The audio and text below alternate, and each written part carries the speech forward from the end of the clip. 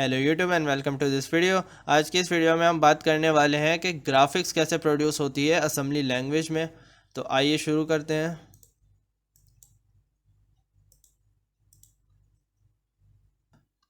आज की वीडियो में हम जो इंटरप्ट इस्तेमाल करने वाले हैं वो होगा इंटरप्ट 10H, क्योंकि यही ग्राफिक प्रोड्यूस करने के लिए इस्तेमाल होता है।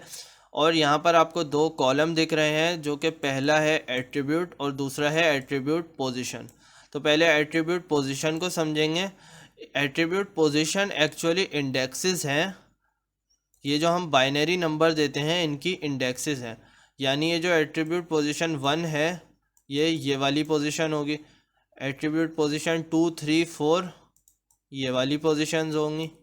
उसके बाद 5 है तो ये वाली पोजीशन की बात की जा रही है। और उसके बाद 6, 7 और 8 है तो ये इन इस नंबर की पोजीशंस की बात हो रही है, बाइनरी पोजीशंस की। तो ये होते हैं एट्रीब्यूट पोजीशन। अब बात करेंगे एट्रीब्यूट की। तो पहला जो एट्रीब्यूट है ग्राफिक्स का वो है कर्सर ब्लिंकिंग, जो कि पहला एट्रीब्यूट है। तो अगर इसको ऑन रखेंगे तो कर्सर यहाँ पे ब्लिंक करेगा, और जैसा कि मैंने यहाँ पे ऑफ रखा हुआ है तो यहाँ पे कर्सर ब्लिंक नहीं करेगा। अच्छा, अब अगले जो 3 बिट हैं ये वाले, ये RGB बैकग्राउंड के हैं। तो पहले बैकग्राउंड और फोरग्राउंड का फ़र्क समझ लेते हैं। तो ये जो एट्रीब्यूट लिखा हुआ है इसका जो बैकग्राउंड है वो ऑफ वाइट है, और इसका जो फोरग्राउंड है वो डार्क ब्लू है। तो ये होता है बैकग्राउंड और फोरग्राउंड। तो पहले जो ये वाले जो 3 बिट हैं ये RGB तय करेंगे। यानी अगर आप ये कर सकते हो कि R वाले बिट को ऑन रखो और GB को ऑफ कर दो तो रेड कलर का बैकग्राउंड होगा। अगर GB इन दोनों को ऑन रखो और इसको ऑफ कर दो तो G और B से मिलने वाला, यानी ग्रीन और ब्लू से मिलने वाला एक बैकग्राउंड बन जाएगा। तो इस तरह डिफरेंट कलर्स हम बना सकते हैं बैकग्राउंड के लिए, 2, 3 और 4 बिट को चेंज करके। जो 5वां बिट है यानी ये वाला जो बिट है, इस बिट को चेंज कर ओपेसिटी से मकसद ये है कि ये विजिबिलिटी है। यानी आपका जो भी आप चीज़ प्रिंट करवा रहे हो वो नज़र आएगी कि नहीं नज़र आएगी, इनविजिबल होगी। तो ये ओपेसिटी से इसका ताल्लुक़ है। और फोरग्राउंड मैंने बता दिया, फोरग्राउंड इसका कलर है जो कि आप लिखते हो, जो कि आप टेक्स्ट लिखते हो उसका कलर होता है। तो फोरग्राउंड इसे कहते हैं। तो उसका भी 6, 7 और 8 बिट जो है ये हमारे लास्ट बिट, इनको ऑन या ऑफ करके RGB फोरग्राउंड बना सकते हैं। तो अब देखते हैं कि हमारे प्रोग्राम में क्या है। तो प्रोग्राम का जो फेस 1 है उसे देखते हैं। तो पहले फेस में हम बात करेंगे बैकग्राउंड प्रिंटिंग की, जहाँ पे मैं स्क्रॉल अप विंडो का फंक्शन यूज़ कर रहा हूँ।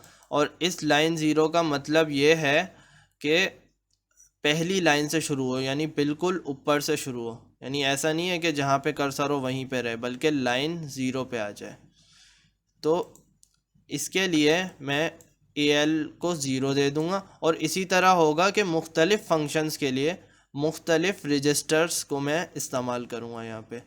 तो ये आप देख सकते हैं कि अगला रजिस्टर है BH, जिसमें मैं अपने एट्रीब्यूट्स दूँगा, अपने बाइनरी में एट्रीब्यूट्स दूँगा। तो ये आप देख सकते हैं, इससे ऊपर से चेक करेंगे हम कि हमने कर्सर ब्लिंकिंग को क्या रखा हुआ है, 0 रखा हुआ है, क्योंकि हम बैकग्राउंड प्रिंट कर रहे हैं तो कर्सर ब्लिंकिंग की ज़रूरत नहीं है। उसके अलावा हमने रेड बैकग्राउंड कलर की बात कर रहा हूँ कि रेड को बंद किया हुआ है और ग्रीन और ब्लू को ऑन किया हुआ है। उसके बाद ओपेसिटी को हमने 1 किया हुआ है, यानी ऑन किया हुआ है। और फोरग्राउंड जो कलर है उसमें भी हमने सेम ये काम किया हुआ है कि रेड को बंद किया हुआ है और ग्रीन और ब्लू को चलाया हुआ है। और इसमें तो वैसे फोरग्राउंड की ज़रूरत पड़ेगी नहीं, क्योंकि ये सिर्फ बैकग्राउंड प्रिंटिंग के लिए। तो ये ऐसे हमने इसमें एट्रीब्यूट्स दे दिए। वैसे यहाँ पे हो सकता था प्रिंट, लेकिन मैंने यहाँ पे करवाया नहीं है। यानी यहाँ पे मैंने कोई कैरेक्टर प्रिंट नहीं करवाया। ये जो हिस्सा है फेज़ 1 हमारा, इसको मैंने सिर्फ बैकग्राउंड प्रिंटिंग के लिए इस्तेमाल किया है। तो स्टार्ट रॉ दे रहा हूँ मैं CH में, यानी CH रजिस्टर इस्तेमाल हो रहा है स्टार्ट रॉ को हैंडल करने के लिए। स्टार्ट रॉ का मतलब ये है कि जैसे फ़र्ज़ करें ये पहली ज़ीरो रो है, तो ये रो है, और फिर दे रहे हैं स्टार्ट कॉलम, यानी कॉलम ऐसे होता है, रो ऐसे होती है, रो जो होती है वो ऐसे होती है, और कॉलम ऐसे होता है। तो दोनों को मैं ज़ीरो दे रहा हूँ। उसके बाद एंड रो 10 तक और एंड कॉलम 10 तक। इसका मतलब ये है कि ज़ीरो से लेके 10वें कॉलम तक और 20वीं रो तक, यहाँ पे फ़र्ज़ करें 20वीं रो है, तो इतने हिस्से में बैकग्राउंड प्रिंट कर दे। तो ये इस तरीके से मैं बैकग्राउंड को प्रिंट करवा रहा हूँ। स्टार्ट रो स्टार्ट कॉलम दे रहा हूँ, और एंड रो और एंड कॉलम दे रहा हूँ। और फिर ये जो इंटरप्ट 10H होगा ये प्रिंट कर देगा ग्राफिक्स, लेकिन एट्रीब्यूट्स के मुताबिक जो कि यहाँ दिए गए होंगे। फिर दूसरे फेज़ में मैं एक दूसरा फंक्शन इस्तेमाल कर रहा हूँ जो कि कर्सर को स्पेसिफिक पोजीशन पे पहुँचाने के लिए होता है। जैसे कि ये कर्सर इस वक्त यहाँ है ना, मैंने इसको यहाँ पहुँचा दिया, यहाँ पहुँचा दिया, तो इस काम के लिए ये फंक्शन होता है जो कि हम मूव AH, 2 के ज़रिए इस्तेमाल करते हैं। अब पहले से दिया जा रहा है पेज नंबर 0, यानी असेंबली लैंग्वेज में डॉस बॉक्स का ख़ास तौर पे अगर हम बात कर लें तो जो पेज खुला होता है उसको कहते हैं पेज 0, और फिर जैसे जैसे हम इंटर दबाते जाते हैं तो हम पेज 1 में इंटर हो जाते हैं, और जैसे ही उसका स्पेस ख़त्म हो जाता है, जैसे फ़र्ज़ करें ये डॉस बॉक्स खुला हुआ है और ये है उसका पेज नंबर 0, तो अगर मैं अगली लाइन में आ जाऊंगा तो ये पेज 1 यहाँ से शुरू हो जाएगा, फिर वो चलता जाएगा, और जब पेज 1 ख़त्म हो जाएगा तो पेज 2 शुरू हो जाएगा। तो ये उस पेज की बात हो रही है कि पेज नंबर 0 से हम 0 पे हम अपने कर्सर को कहीं पे प्लेस करेंगे। अब कहाँ प्लेस करेंगे? 5th रो में, ये रो नंबर दिया गया है DH में, और कौन से कॉलम में? 5th कॉलम में, यानी 5th रो और 5th कॉलम। 5th रो जैसे कि यहाँ से अगर मैं शुरू करूँ तो 1 2 1 2 3 4 5, ये हो गया मेरी 5वीं रो, और 1 2 3 4 5 ये हो गया मेरा 5th कॉलम। तो इस तरीके से हमने ये दिया है कि कर्सर को 5वीं रो के 5वें कॉलम में प्लेस कर दे, यानी कर्सर को वहाँ पे पहुँचा दे, और वही प्रिंट ग्राफिक्स कर दिया। फिर आखिर में हमने क्या किया है, एक और हमने फंक्शन इस्तेमाल किया है जो कि हमें कैरेक्टर प्रिंट करके देगा विथ रिस्पेक्ट टू एट्रीब्यूट्स, यानी एट्रीब्यूट्स के साथ, ग्राफिक्स के साथ हमें कैरेक्टर प्रिंट करके देगा, जो कि हम इस वाले फंक्शन को इस्तेमाल करके ये काम करवाएंगे। तो पहले हमने EL का इस्तेमाल किया है जिसमें हमने दिया है कैरेक्टर टू प्रिंट, यानी H हम प्रिंट करवाना चाहते हैं। उसके बाद एट्रीब्यूट्स दिए गए, ये मैंने एट्रीब्यूट्स दिए हैं। 1 मैंने ऑन रखा है, यानी कर्सर इसमें ब्लिंक करेगा। उसके बाद RGB मैंने ये दिए हैं। उसके बाद ओपेसिटी को मैंने यहाँ पे 0 रखा है, और बाकी जो फोरग्राउंड है उनको मैंने ऑन रखा है। अच्छा, अगला जो है वो पेज नंबर है, तो पेज नंबर को मैंने वैसे ही 0 रखा है, और टाइम्स ऑफ प्रिंटिंग, अगला है टाइम्स ऑफ प्रिंटिंग, यानी ये 5 टाइम्स प्रिंट होगा। तो CX में मैंने 5 दे दिया, क्योंकि ये उतनी दफ़ा प्रिंट होगा, यानी उतनी दफ़ा ये लूपिंग करेगा और उस कैरेक्टर को ग्राफिक्स के साथ प्रिंट कर देगा। अच्छा, अब अगला है प्रिंट ग्राफिक्स, तो इस तरीके से ग्राफिक्स ये प्रिंट कर देगा।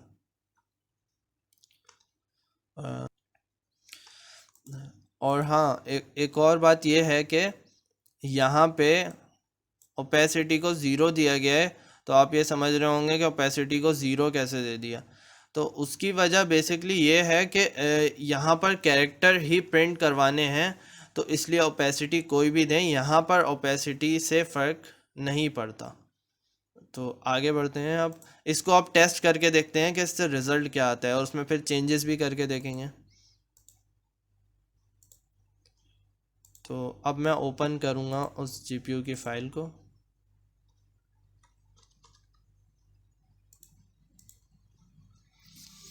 और इसको टेस्ट करके देखते हैं।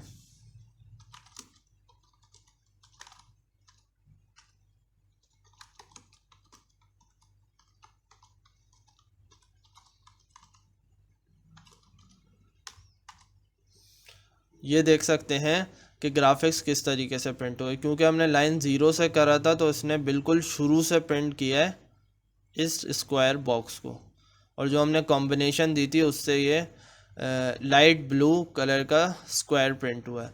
और ये जो हमारा कर्सर यहाँ पर पहुँचा है, यानी ये यहाँ पे प्रिंट नहीं हुआ बल्कि कर्सर यहाँ पे पहुँचा है, ये है कमाल फेस 2 का। यानी फेस 1 से ये नीला वाला स्क्वायर प्रिंट हुआ है, और कर्सर जो यहाँ पे पहुँचा है 5वीं रो के 5वें कॉलम तक, ये कमाल है फेस 2 का। और ये जो एच है जो ब्लिंक कर रहा है और पिंक कलर के बैकग्राउंड में ये जो प्रिंट हुआ है और ब्लिंक कर रहा है, ये काम है फेस 3 का। तो इस तरीके के आप काफ़ी सारे काम कर सकते हैं ग्राफिक्स से। इसको थोड़ा मैनिपुलेट करके भी देखेंगे, जैसे कि मैं ये जो बैकग्राउंड है इसको मैंने 10 और 20 तक रखा है, तो अगर मैं इसको 20 और 40 कर दूं, ये है एंड रो और ये है एंड कॉलम, तो रो को 20 और इसको भी 20 कर देते हैं, या इसको 30 कर देते हैं। और अब चेक करते हैं कि कैसा लगता है ये। तो मैज़म दोबारा करना पड़ेगा,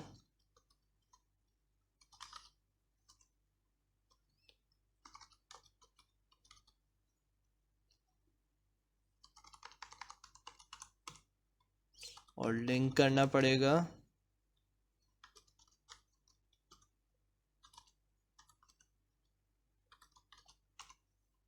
ये देख सकते हैं कि ये थोड़ा और बड़ा हो गया स्क्वायर। और क्या कर सकते हैं, हम इसका कलर भी चेंज कर सकते हैं। इसका कलर चेंज करने के लिए जैसे कि मैं यहाँ 1 कर दूँ, तो अब जब इसको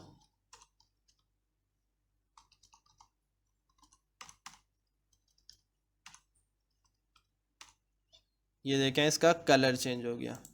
और इसकी कर्सर पोजीशन भी मैं और चेंज कर सकता हूँ, जैसे कि 5वीं रो थी तो ये 10वीं रो हो जाएगी और ये 15वां कॉलम हो जाएगा, बल्कि 15वां नहीं, इसको 8वां कॉलम कर देते हैं। तो अब इसको सेव करवा के और अब देखते हैं कि क्या होता है।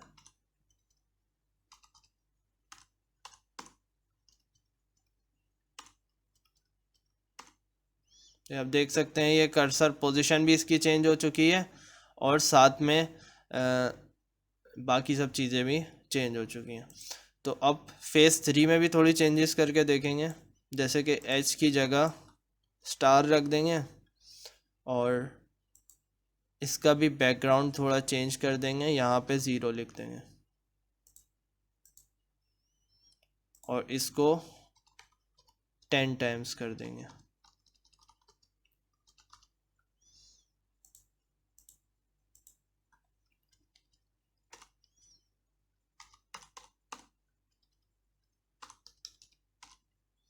ये देख सकते हैं कि कैसे स्टार्स प्रिंट हो गए और ये ब्लिंक भी कर रहे हैं।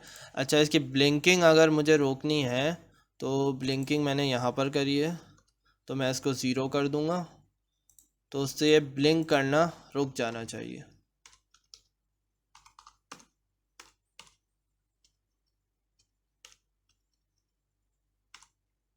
तो ये ब्लिंक करना रुक गया। तो इस तरीके से हमारी ग्राफिक्स प्रोड्यूस होती है। अच्छा, एक और काम हम ये भी करके देखते हैं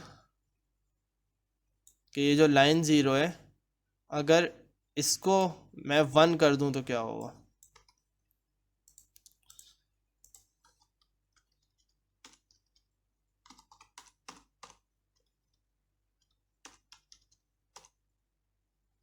तो ये आप देख सकते हैं कि पहले जो स्टार्स प्रिंट थे वो तो हैं ही, लेकिन ये दोबारा भी प्रिंट हो गए। तो इसका जो काम होता है ना, वो ये होता है कि लाइन ज़ीरो पे ले आओ, यानी इसका काम बेसिकली क्लियर का होता है, यानी शुरू में ले आओ, सारा मिटा के जो पुराना है वो सब मिटा दो और पूरे को शुरू से प्रिंट करो। तो ये होता है इस वाले फेज़ 1 में जो हम ये जो देते हैं, इसका ये काम होता है कि ये जो पुरानी ग्राफिक्स है उस सबको मिटा दो और लाइन ज़ीरो से शुरू से प्रिंट करो, यानी शुरू से प्रिंट करो। लाइन ज़ीरो का मतलब ये है। तो ये बात हो गई हमारी बेसिक ग्राफिक्स की। हम अपने कोर्स को फ़िलहाल इतना ही रखेंगे। और एक आखिरी चीज़ ये कि यहाँ पर मैंने विकीपीडिया से ही उठाए हैं। ये है लिस्ट ऑफ फंक्शंस जो कि आप इंटीजर 10h से, इंटीजर बोल रहा हूँ, इंटरप्ट 10h से आप परफॉर्म कर सकते हो। तो ये काफ़ी सारे फंक्शंस हैं कि आप अगर ग्राफिक्स के बारे में और जानना चाहते हो या और एक्सपेरिमेंट्स करना चाहते हो तो ये काफ़ी सारे फंक्शंस दिए हुए हैं जो कि ग्राफिक्स से आप परफॉर्म कर सकते हो। इस पीडीएफ का लिंक मैं ज़रूर डिस्क्रिप्शन में डाल दूँगा। और आज के लिए इतना ही। वीडियो पसंद आई हो तो ज़रूर लाइक कीजिए और इस वीडियो को और पूरी सीरीज़ को अपने सारे दोस्तों के साथ शेयर कीजिए और चैनल ज़रूर सब्सक्राइब कीजिए। सी यू नेक्स्ट टाइम।